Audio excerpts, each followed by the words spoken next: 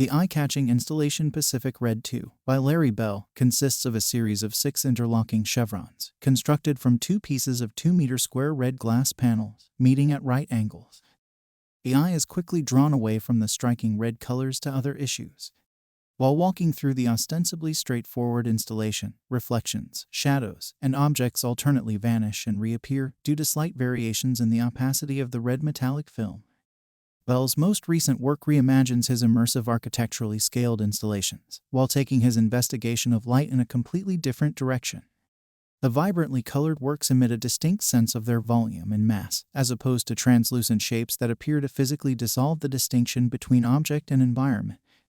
Bell has strayed from the metallizing process to laminate huge planes of glass in various shades of film ranging in translucency, ranging in color from bright orange, cool blues, frosty whites, and blood red. First impressions lead one to believe that Bell has adopted a more authentically minimalist vocabulary, with repetitive forms highlighting ideas of space between the units. However, the varying degrees of light reflection and transmission through the different pieces of glass make these distinctions impossible to detect visually. If you liked the video, leave us a like and feel free to share it. Subscribe so you don't miss our future videos. Thanks for watching. See you soon on Art Theory.